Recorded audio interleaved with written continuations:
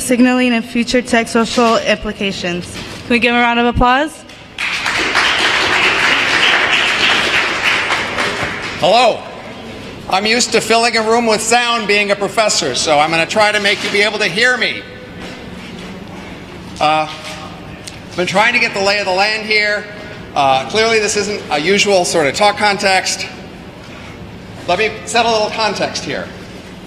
I'm not an activist. I have been trying to push some big changes and failing for decades. Maybe that makes me an activist. But today I'm not here with an activist hat on, but I do have ammunition perhaps for activists if you know how to use it. So, there's a standard story of what the future looks like. A standard story that's being spun about where the future's going, and you see that as a bit false and you want to spin different stories about where the future could go and inspire people to go there instead. And that's great, and it may or may not work, but I'm at least going to help tell you the standard story is a little off. So I'm going to be very just positive as opposed to normative. I'm trying to just describe the most likely future, whether I like it or not. And it's weird, and it's not very much like what you've heard. So that'll at least let you reject, perhaps, the standard story a bit, even if it isn't the story you'd like to have happen. But some parts you'll like and some parts you won't. So that's what I'm about to do. I'm about to give you an image of a plausible future that's not like the usual story. It's repulsive in some ways, it's exciting in other ways, but it's mostly just off in 90 degrees from what you've heard. All right, so let's go. Next. Can you hear it better? All right. Let's just skip a few slides here. Next, next, next, next, next. There we go. So, let's just look at this slide. On the y-axis is log growth rate, how fast our ancestors were growing. On the x-axis is log of years till sometime in this next century. And there's a green line here, and then there's a blue line that goes up. And this tells the story of history until today. Animals slowly grew. This is the size of brains growing over 500 million years. Then humans showed up, and humans grew faster. They doubled roughly every 250,000 years until around 10 or 20,000 years ago when we introduced farming, and farmers doubled roughly every 1,000 years, which is much faster than foragers or animals. And then 200 or 300 years ago, the Industrial Revolution started, and during the industry era we've had so far, the economy has been doubling roughly every 15 years. So this is a somewhat steady history of new eras that are each strikingly different from the old. Within each era there's relatively steady exponential growth, and there are these sudden transitions to faster modes. Within each era, the economy grew about the same total amount, say 10 doublings, and within less than a previous doubling time, all of a sudden things changed to be growing 100 times faster. And that's happened 3 times so far. So the red line up there in the upper right is the question mark, what if that happened again? What if, in less than a doubling time, i.e. less than 15 years, the economy suddenly changed to a new mode that grew 100 times faster, say doubling every month or week? What would that be like? That new era, in a sense, might only last a year or two if it was going to have the same amount of growth as these previous eras. So it would be a short era, but an awful lot would happen, and then something else might even happen after that. I want to talk about what might that next era be like. What could happen next such that you'd have a sudden transition to a fast growth rate, the economy doubles every week or month, and vast changes happen in a short time. Next. One standard story about the big change that's coming is robots. And I'm going to tell a robot story. I'm going to embrace the idea that robots could be the key to an era like that. There are many ways to try to make robots. Of course, we're talking about robots that are as good as people, that can substitute for people wholesale, everywhere, all over the place, not just in a few places. That's the kind of robots that people think could make a huge difference. How would you do that? One way to do it is to just keep writing software. We've been writing software for a long time. We add more and more onto the pile. Software gets better over time. But it's hard to write software. There's even a whole specialty called artificial intelligence research where they try to write software like people. And that's been going on for a while. And I used to be a researcher in that area. And when I ask people in that area, how far have we come in your subspecialty in the last 20 years?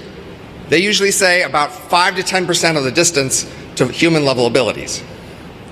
If that's typical and if that's accurate, that says it'll take 200 to 400 years at previous rates of progress to produce that human level robots. So eventually, but not in a while.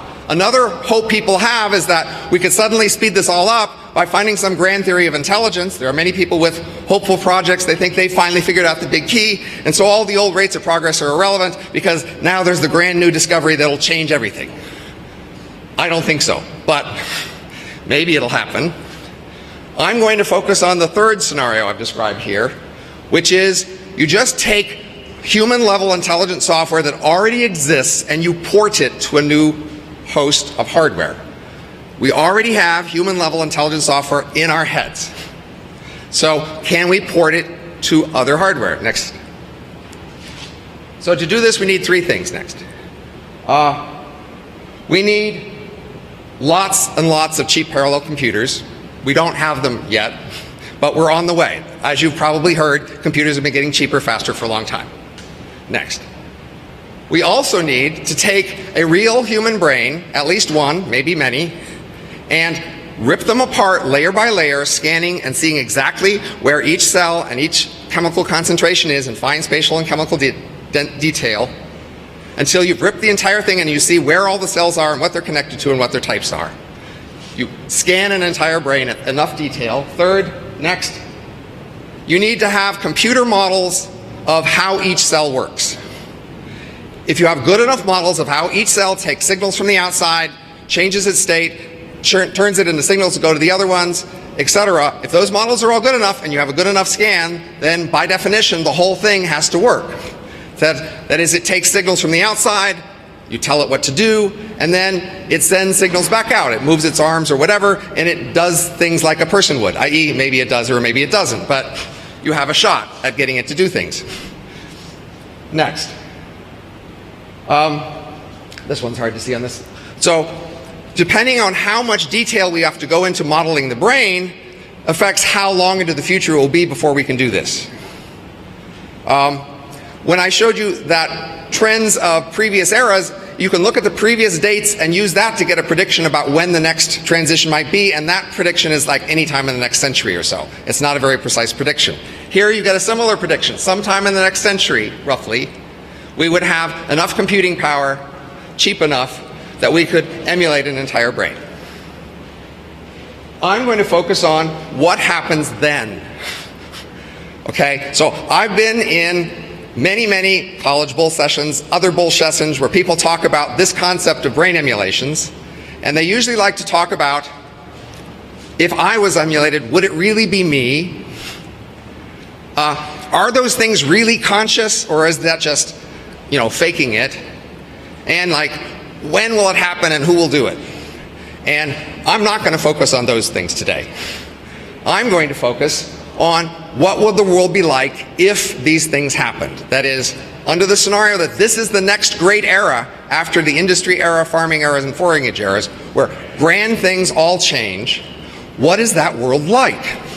And that's been a neglected question. And I'm going to try to answer that question in as conservative a way as I can.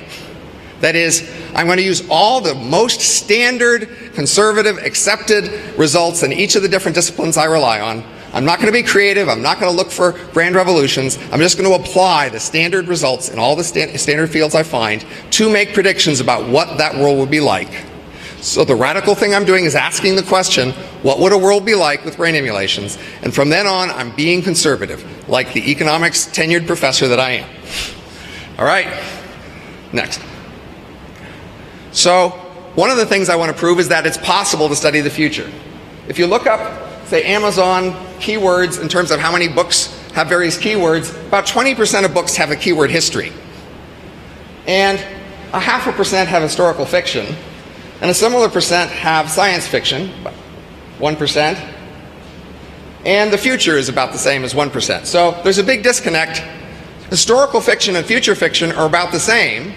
History in the future, there's vastly less future. If you ask people, why don't we study the future more? Because we can do something about it. We can't do anything about the past. The answer we get is, we don't know anything about the future. We know lots of stuff about the past. So I'm trying to show you, look, if you just sit down and do the standard thing and turn the crank, you can learn a lot about a future scenario. Of course, you want to break it up by the assumptions, and I've broken this up by brain emulations show up as my assumption, and then the conclusions are everything else I'm going to give you. Next. So my methods are going to be very straightforward, as I said, very conservative. I'm going to take low-hanging fruit. I'm going to just, in each different area, labor economics, management, etc., I'm going to take the standard results. I'm going to take the first easiest, most obvious results that we all know that are easiest to apply. I'm just going to do that. And I'm going to do that one by one all through all the different areas of life. Next. I'm also going to look for my keys under the lamppost, which is, I think, where I should start looking.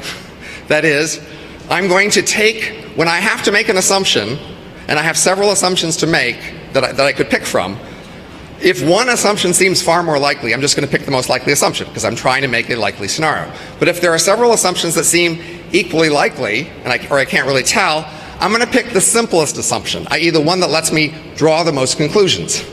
This is a standard analytical trick in model building. You pick simple assumptions on things you're less focused on so that on other things you can get a clearer model. And so that's what I'm going to do here. Next. So, these are my basic working assumptions that all the rest is built on, okay? First, I'm not talking about the infinite future trillions of years from now. I'm talking about the next thing that happens after industry, after farming, not all the indefinite future. I want to talk about that era after the transition, once it's settled in, it's in some sort of equilibrium, not exactly the stumbling into it and who gets there first and what might happen then, because that's harder to predict. I'm going to also do the standard economist trick of focusing on a high competition, low regulation scenario. That's because we know how to predict that best. This does not say, I think we should not have regulation. It does not say, I think there will be no regulation. But our standard analysis tool is first predict what the world looks like without regulation and a lot of competition, and then you can analyze differences from that because that's our standard reference point. And so that's what I'm doing in this analysis, taking that as my standard reference point.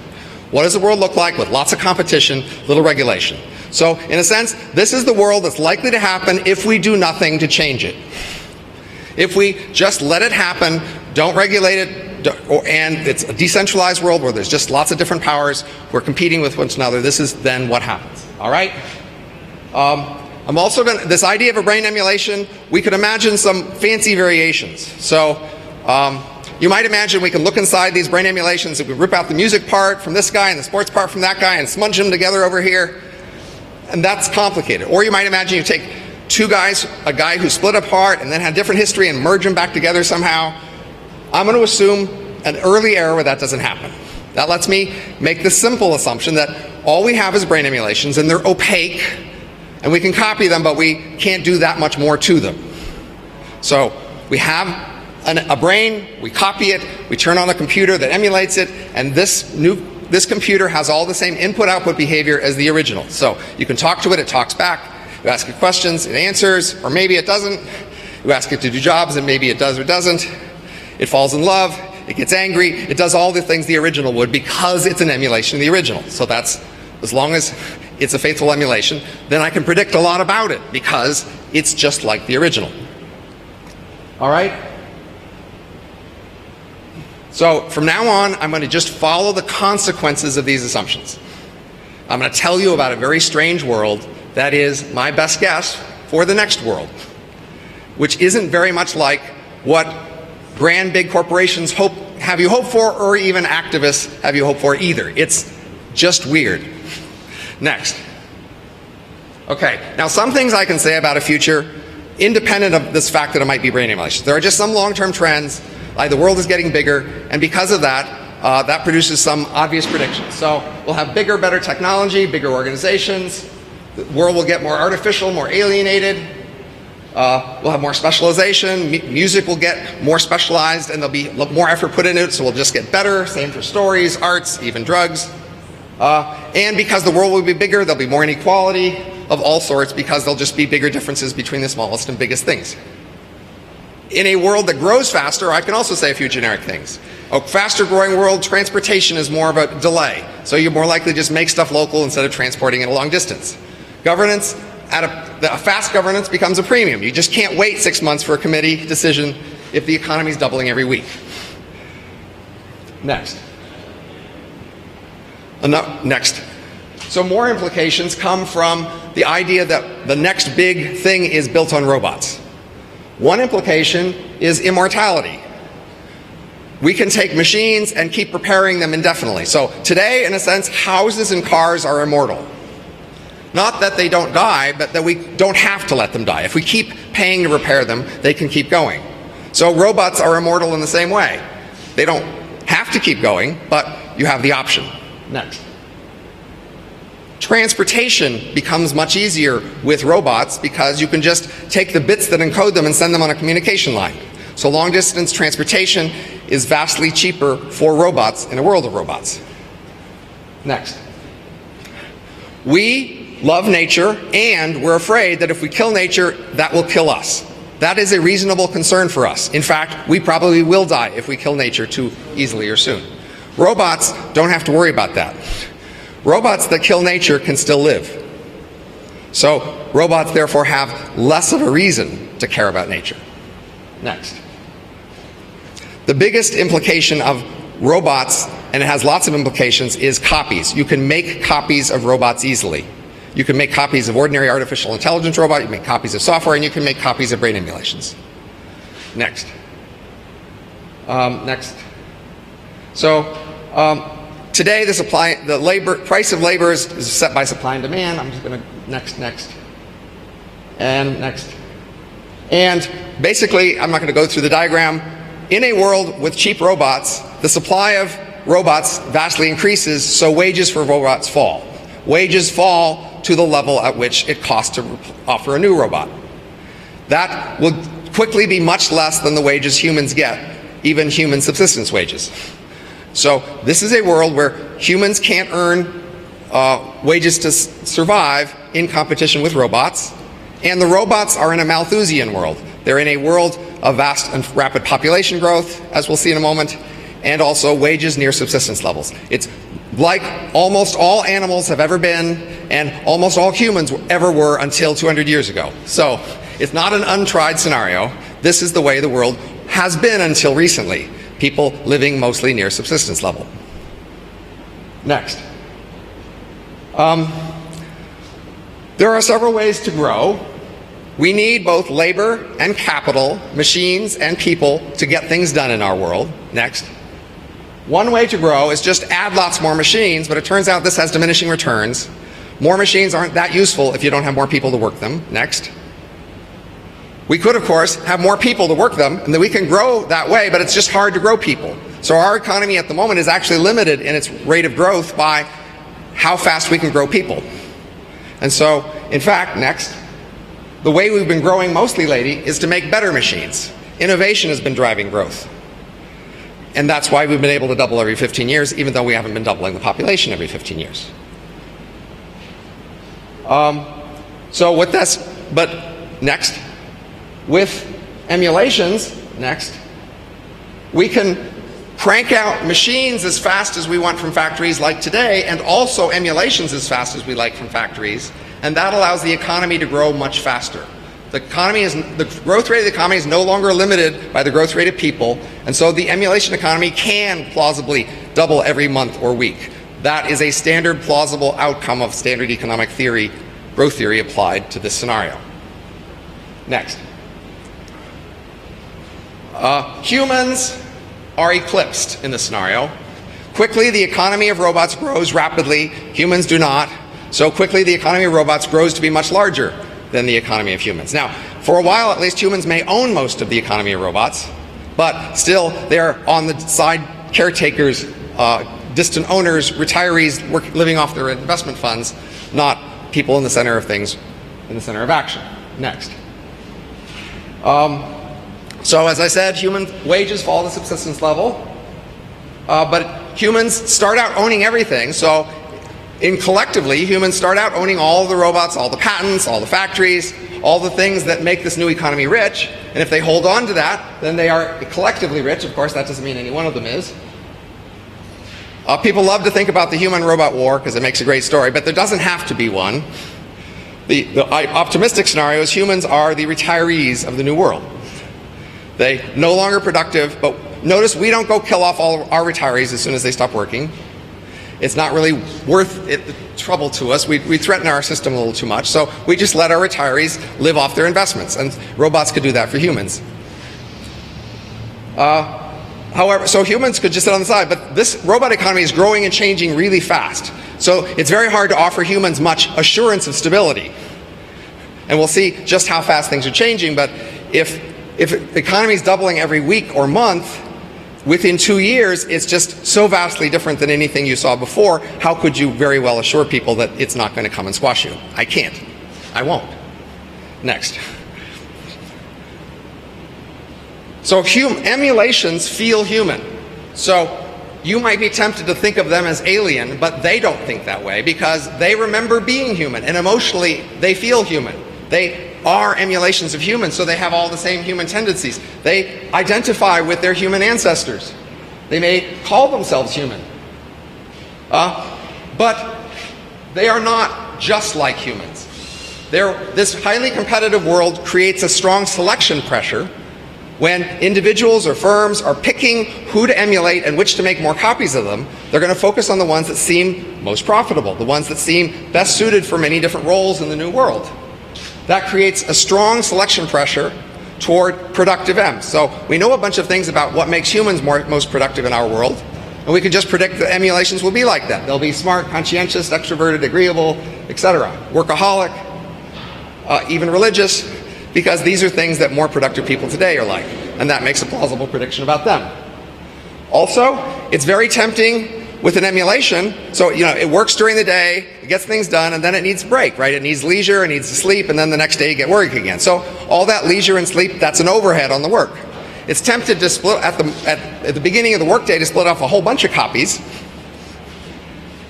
and then have them do some work, but not have all of them continue on to the next day. Then you get a lot more leverage from your work. So we predict emulations are mostly okay with doing that. We'll talk a bit more about that.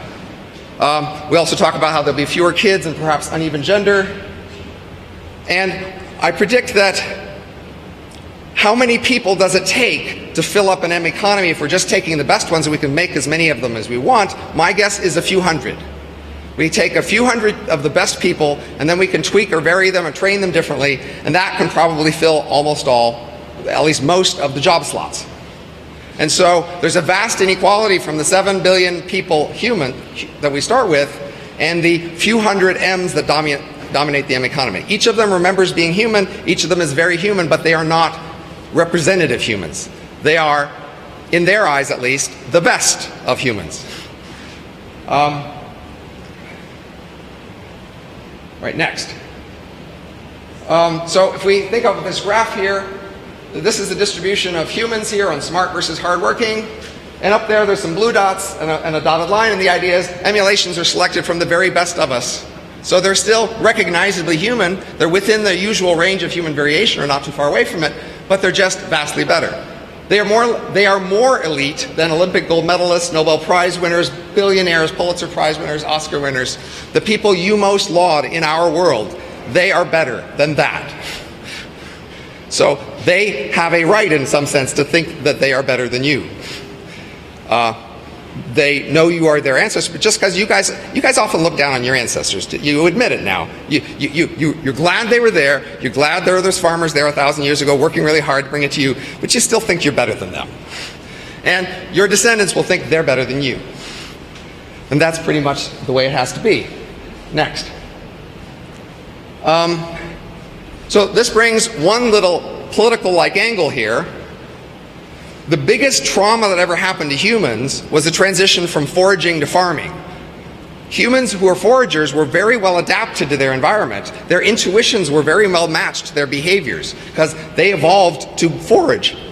Farming was an alien way of life compared to foraging. It was very productive, and once some people could do it, they could beat out others who were foraging. Nevertheless, it's alien. So humans had to find ways to make us into farmers. And so we cranked up social pressure, conformity, religion, all sorts of threats as necessary to get people to turn them into farmers. And so that was a huge schism in history, to turn foragers into farmers. And I think in the last few hundred years, as we've gotten rich, we've gone back to forager ways.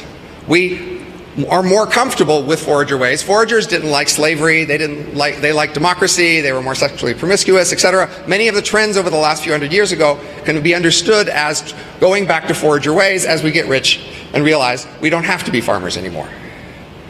And that's, in a sense, a political spectrum, because you can think of foraging as kind of left and farming as right. It does somewhat map onto the left-right spectrum.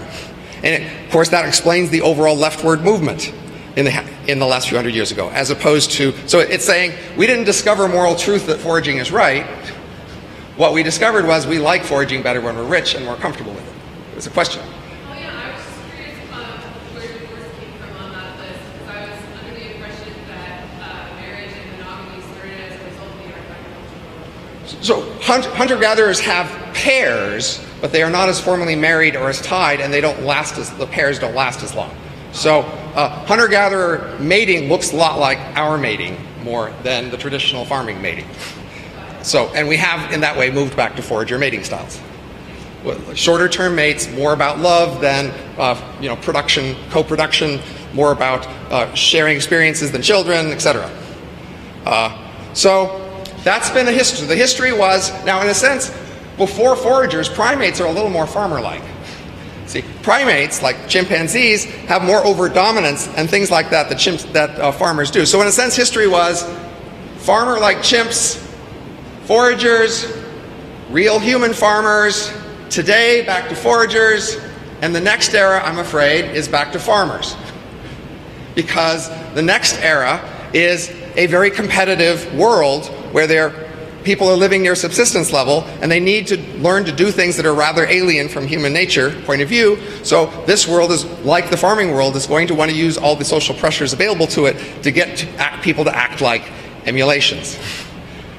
And so I predict that even if you've been proud and perhaps a little arrogant about thinking that this was just the future and we're always going to drift this direction, I'm saying no, we're going to have a switch and we're going to go back there again. Next. So M's are also different from us, of course. This is a bunch of pictures of very pretty offices, desks. So M's would mostly work and almost all leisure in virtual reality. Emulation, virtual reality is very cheap, it can be very luxurious. They might as well use luxurious, beautiful virtual realities to leisure in, to socialize in, and to work in. So, and emulations never need pain, disease, grime, any of those sorts of experiences. They just don't need them, and they can just turn them off and not have them. So from that point of view, the life of an emulation is spectacular. Their huge economy can afford vast resources to find spectacularly great art and furniture and stories and everything like that. But they work a lot, so they have spectacular backgrounds to their desks as opposed to their, sailing vacations around the world. So that's the way in which M's are different. Next. So the world is more alienated from us. They can actually have more easy ways to do mind reading and loyalty tests in some ways I could talk about. And they can have a wider variety of bodies, of course, than we can. But we already know that we can use machines as if they were an extension of our body. We use steam shovels and a wide range of things. We get into our head as if they were part of our body. So clearly emulations could have a wide range of real bodies that they treat as their body. But most of them are in virtual reality, so they might as well have a body they're comfortable with in virtual reality. But the other thing that can change, and I'm about to talk about a lot of implications, is once you have an emulation running on computers, you can run it fast or slow, which is different from us. We're all sort of with a brain that runs at one speed pretty much. But emulations, if they pay twice as much, they can have an emulation that runs twice as much. So it's always going to cost them more. So there's a wide linear range from perhaps 1,000th of human speed up to 1,000,000 times human speed. Across that whole range, if you pay more, you get more. And so emulations become a spread out over a range of size and abilities. Next. So here is the pyramid of levels of emulations. Next. So they start out with emulations that are as fast as humans, because initially they'll be working with humans in the human economy. And it turns out that our reaction time of our bread of about 1/10 of a second is well matched to the typical frequency of our body parts.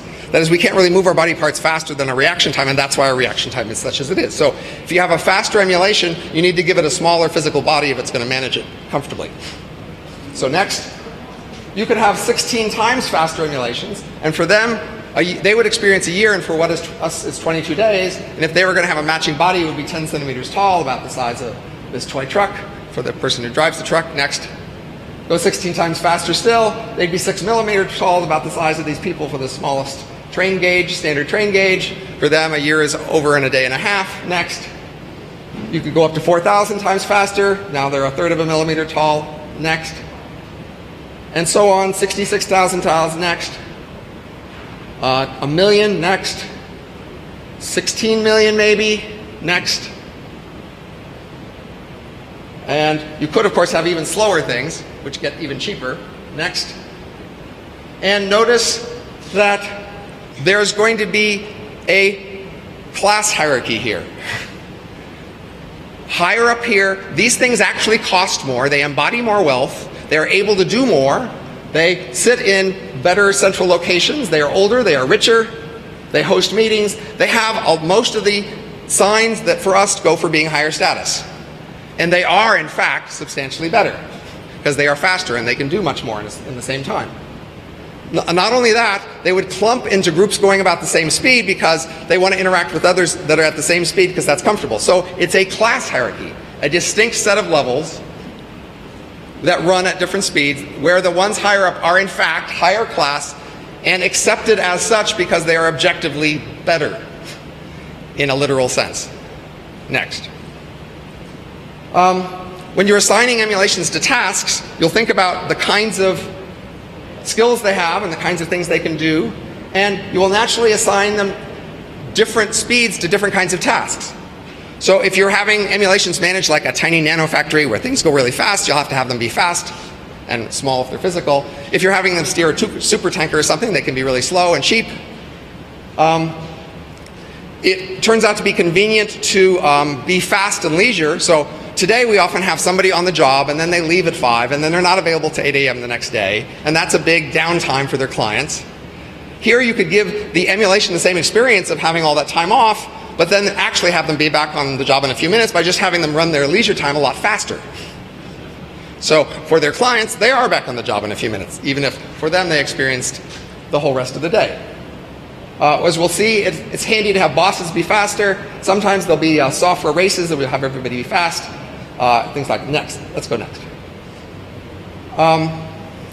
And fast versus slow emulations will see the world very differently.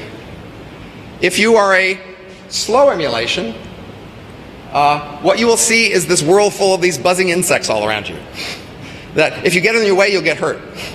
So you need to stay away from all those buzzing insects and stay at the place where you can be slow and be okay.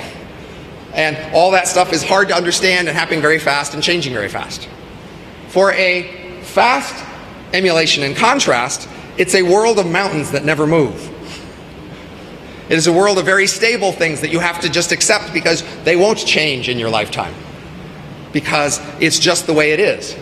And there's only a small number of things as a FASTM that you can actually change and track. And the world hardly changes, and there's no point in tracking world news because world news never changes. It's a big, stable world that you have a small place that you can change a lot in. Next. Today, bigger cities have some advantages and disadvantages. Bigger cities have more patents, but then they have more crime. They save on the cost of roads and cables and things like that. And they have more traffic. Next. Emulation cities do not have to have as much traffic. And it turns out that traffic congestion is the main reason our cities aren't bigger. So for an emulation, again, they can meet in virtual reality, so all they have to do is send bits that represent like what my mouth is saying and where I am in the room, but they don't have to send their whole brains across the city to meet. So moving across the city to meet is cheap as long as they're not so fast that they will notice the delay of sending a signal across the city. So that means emulation cities would get very big and very dense. And so most of the emulation economy would be concentrated in a few big, dense cities because we no longer have the limit on city sizes that we have now. Next. And I'll skip that. Next. So there's this effect of the delay of a signal. So today, as I said, your reaction time is about 1/10 of a second, and a signal in 1/10 of a second could go across the entire Earth. So if you have a good communication gear, you can have a virtual reality experience with somebody else now anywhere on the Earth, and you can't tell where they are because these signals go faster than your reaction time. But the faster the emulations get, the closer they have to be together in order to not notice where each other's are. So next. So again, for ones that are at human speed, they can be anywhere in the Earth and not care. And let's assume for the moment that you have a subjective career of, say, 100 years. We'll talk more about that later. Next. If you're 16 times faster, your subjective career would last 6 years. And then you'd have to be in a region of this big blue circle of 1,000 kilometers close enough to each other, say all in Scandinavia, so that you don't really notice where you are. Next. If you're 256 times faster, then you have a career that's over in 5 months, and you need to be within 60 kilometers of each other. Next. And if you're 4,000 times faster, then you need to be within 4 kilometers of each other, and your career is over in a couple days. This basically sets the trade-off for choosing M speeds. So there's two costs of going too far away from the middle. If you run too fast, then you notice delays interacting with other people who are close to you in the same cities. So you'd rather run slower so you can just treat everybody as if they're all right around you. On one hand. On the other hand, you don't want your career to last too much longer than the doubling time of the economy, because after that things aren't worth very much. You'd like to collapse your career into roughly a doubling time of the economy. So that sets the rough speed, my best guess of the speed of an emulation, to be about 1,000 times human speed. Typical emulations run about 1,000 times human speed, so their career of a century, roughly, subjective century, roughly fits into their experience of the doubling time of the economy, which might be a week. And within a city of a few tens of kilometers, they don't have to notice where anybody is. And that's the sweet spot for emulation speed. Next. Next. Okay, you can't see there's little boxes here. For us, our career path is early in life you train, then in midlife you work, and then afterwards you retire. That's the standard human path. Emulations can have that same path, except next. They train one and then make many copies of the trained one to do work. So training becomes much cheaper, and you can put a lot more resources into training because you can just focus on a few things and train them really well. You can even try lots of different trainees and just pick the best ones. And you can run training fast if you like. Then you have work, and then you can retire, but you can retire slow.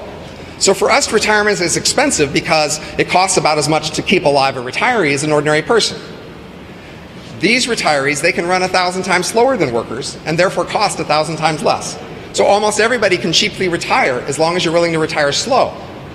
But now slow retirement is lower status. If you're a slow retiree, things run by past you and you don't have much input. If you're faster, you can keep tracking things, etc. But That's more of a, so now the M world has more of the actual actors being during work time. Most of the runtime of emulation, most of the computer resources running emulations most of the time are running workers. Workers not even doing leisure, working at that moment. And so that's, and of course, the emulation world is more productive that way. Next.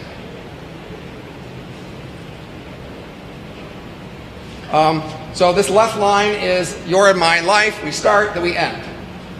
This next life is a life where somebody comes along and every day or so, they split off a copy who does a few things, goes stand in line with DMV or something, and then ends. And they, have a life where there's a main branch and then a bunch of things that split off to do short-term tasks. Next. This is a more random, opportunistic life. You split off copies to see how well they do, and the ones that do well, you make more copies. The ones that don't do so well, you cut them off, and that just makes, a long thing. But eventually, as we'll see, you sort of run out. Next. This is a diagram of a recursive software engineer emulation. You start out, you make a plan for the whole system, then you break into copies, each of whom manages subsystems, then you break into subcopies, each of who builds the smaller subsystems. When the time they're done, they test their subsystems, then they recursively erase all but one, and then test the larger subsystems, all the way until they've got one guy left who built the whole thing. But he doesn't remember doing all the parts. But he's got documentation, hopefully. Or even the ability to revive these things and ask them questions if they stored archive copies. On the right is a plumber who only remembers for the last 20 years, or however many years, only ever working 2 hours a day. In the morning, when he's ready for work, he makes 1,000 copies. The 1,000 copies each do 2 hours of plumbing work. Then they're done for the day. One copy lasts until the next day. Takes 22 hours of leisure and rest, and continues on. So you can see, emulations objectively can be spending almost all their time working, but nevertheless remember a life of mostly leisure. Yes? You started out with the premise that these emulations are effectively people. Emotions, Yes. etc. Yep. Who decides which of these people gets to go on? Right? They're all copies, not they vote, or is there one? Well, at the beginning, you can decide your policy for all of your future copies. Of course, subject to constraint, they might not like your policy. But nevertheless, different people will try different things. The ones who can't find a way to make it work, there won't be as many of those in the emulation world. Again, we're taking 7 billion people, and we're selecting it down to a few hundred best. So we've got a lot of leverage to toss out people who just can't make it work. If you can find a way to do this, then you can sit into the slot. If you can't find a way emotionally or in your head to accept this, then you don't sit in that slot, and somebody else does. It's a competitive world. Just like, some people aren't cut out to be fishermen. They don't like to be on the ocean. Those people aren't fishermen. They go do something else. In a world where all there was fish, those people would have trouble. In a world where there's other things to do, then they can find something else. In this world, there's a huge selection effect for people who are willing to take on the habits that are functional in this world. And that's part of what I just told you wouldn't like. In a way, this is like electronic eugenics. If you like, but voluntary. You're choosing it ahead of time. I mean, you as the plumber decide your policy for your next day of plumbing, and people who choose this policy, this is the policy they implement for themselves. It's, if you like. So are you saying that we can create genetically modified atoms? So I've been working on the simple assumption that we just copy people and then we can tweak them a bit, but we're basically stuck with people. Of course, eventually you would figure out ways to modify them more, but I don't need that to describe this whole world. This world would function just fine without any modification of people. The usual range of human emotional variation is sufficient to produce the people that fill this world. If it's not you, it's somebody else, probably somebody you know. Like, I'd be okay with that. Consider the following hypothetical.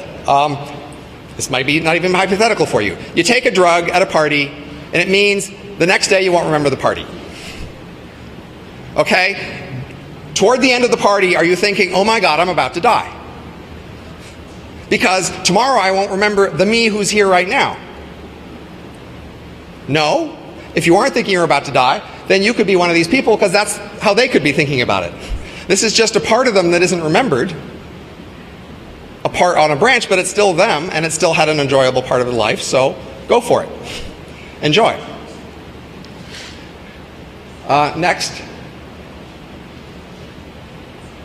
So it turns out that most complicated adaptive systems that adapt to an environment and are complicated, have an innate lifespan. So if you're software people, you know software rots. Software really does rot. And it's not because the bits get changed, it's because as you adapt a system to a complicated environment and make more detailed adaptations, it becomes harder to readapt to a new environment. That's true for software, it's true for businesses, it's true for product design, it's true for cells in your body, it's true for species, and it's true for the human brain. As we get older, our minds get fragile in the sense that they have more specific intelligence, that is, they know how to do more specific things, but they have less fluid intelligence, less flexibility to learn new things. That's probably in part because of biology, but also in part because of the nature of complicated systems adapting. Because of that, my best guess is emulations have a lifespan, subjective lifespan, after which they're no longer productive to compete with other emulations. This fragility effect, whereby over time adapting to one environment makes you harder to adapt to another environment, means that over time emulation workers are no longer competitive with younger emulation workers and have to retire. So even though there's in principle immortality, it's not immortal working as being the most productive, it's immortal in retirement. Next. Everybody in this 300 clans who dominate the world, they are actually, for them, it's actually like how many of you might feel. It's many of you who felt weird, always might have wondered when you were a kid, am I really an alien? Is there like a whole planet out there of people like me where I'd be more comfortable with them? Because these people around me, they're strange. Well, emulations, that's literally true. There is literally a planet of billions of people just like them out there, and they can talk to them, and they can get advice from them, and they can sit in their ear, and that's a different sort of sociality. Hand in the back.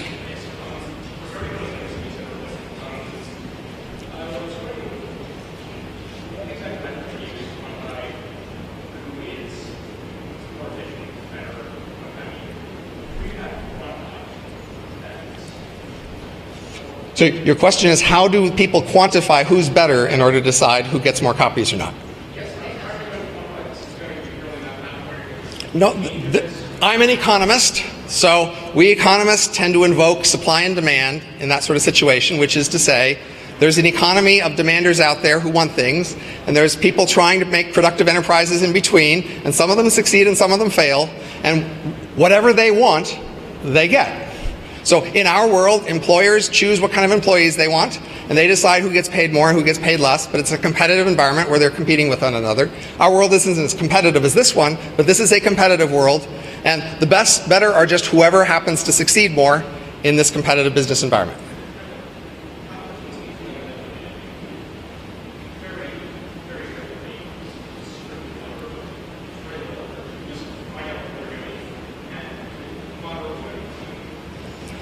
So I'm repeating because I think people can't hear you very well. You're saying competition is easily manipulated, it's easy to look around and seeing how other people are doing and then do better than them.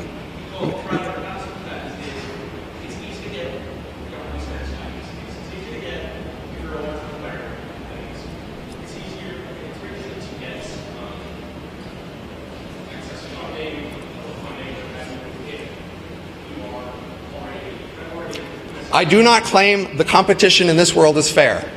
I make no such claim. It's a competitive world, but it need not be a fair world. The things it rewards need not be what you admire or what you think is admirable. Nevertheless, it's a competitive world and something wins, and I'm predicting what wins.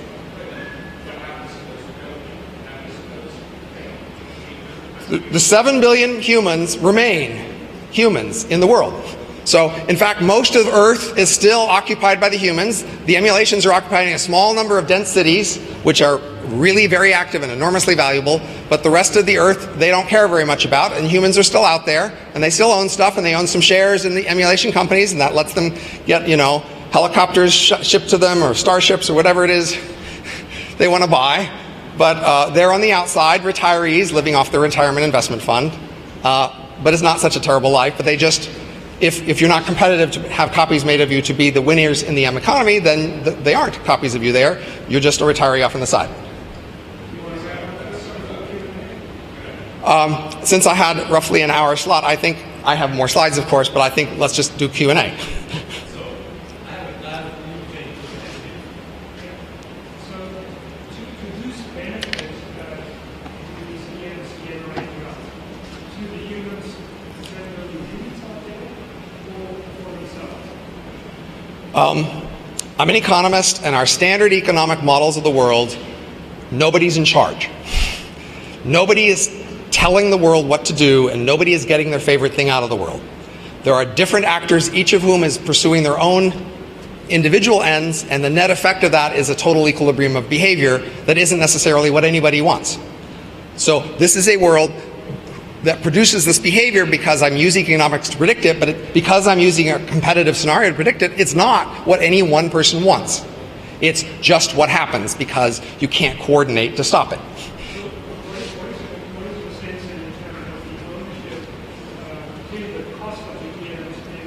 Right.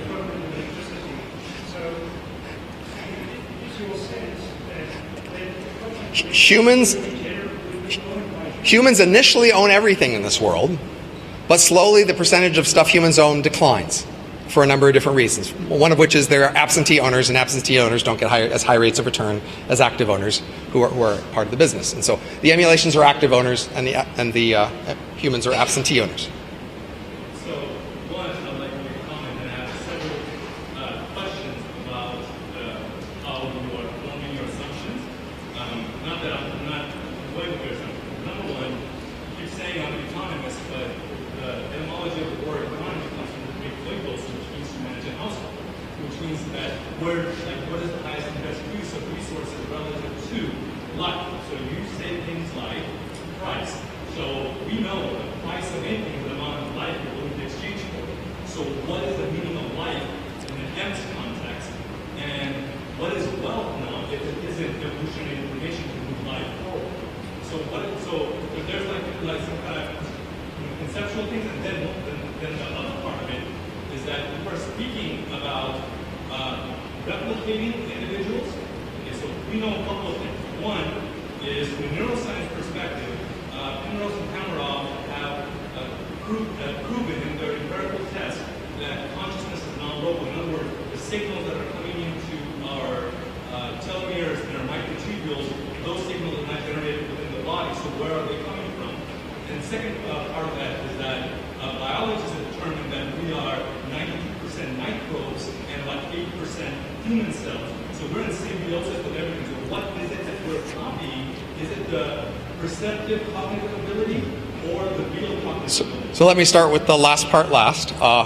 You're mainly copying the brain, and these other symbiotic cells are not very relevant in the brain signal processing. So they're relevant in the gut, they're relevant in other parts of the body, but they're not very relevant in the brain. So I'm focused on the brain.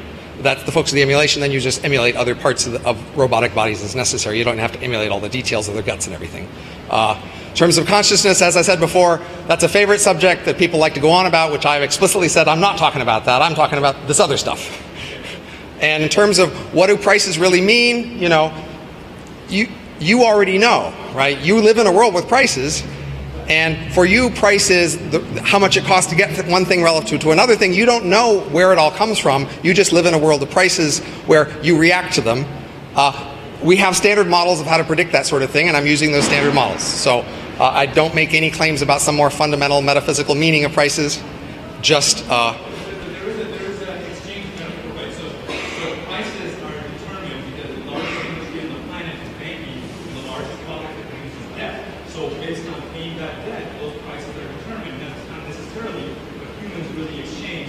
Because, for example, this thing is put together today, right, based on really relationship capital. But economists don't tend to think the price of carrots relative to eggs at the grocery store has very much to do with banking and how many banks there are. So yes, interest rates might have something more to do with the degree of debt might have more to do with that. Doesn't?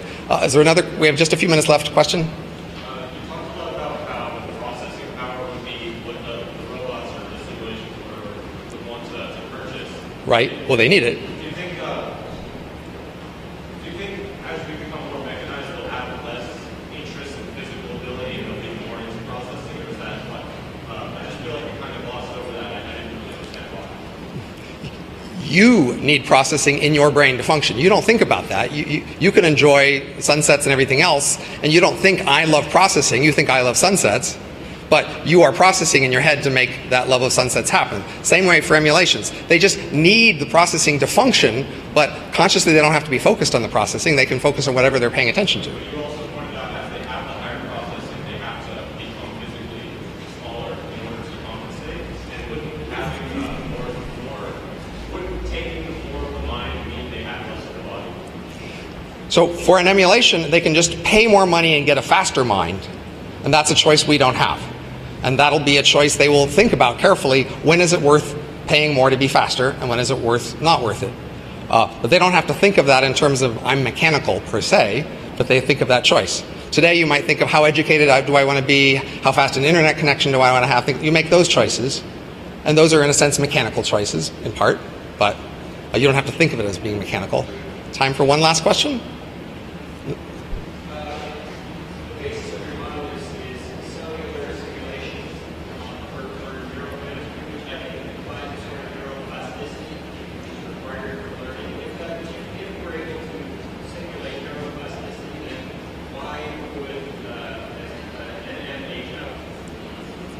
Ordinary software today is, at a literal level, spectacularly plastic.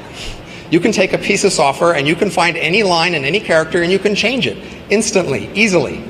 The problem is figuring out all the consequences of that change. The reason software rots is not because you can't locally change each piece of software, is it gets harder and harder to figure out the consequences of those changes. The same can be true for a brain with lots of neural connections. You can change the neurons, but figuring out which ones you should change in which directions gets harder and harder. Automatic what? So making a copy, the copies are just as fragile. So if you have a fragile copy, you make a copy of it, it's still just as fragile. Neuroplasticity, you get adaptability. If you make a whole bunch of copies, they will experience things slightly differently. Right. And then you select the one that handles those better. So you can adjust for aging in part by selecting for the ones that have aged the least, but they're still going to be aging. I mean, you can do that with employees today, right? You have employees getting older, and some of them just aren't cutting it, and some of them are deadwood, and you have to get rid of them, but you keep the ones that are still the most flexible and able to do things. Time's up. Thank you.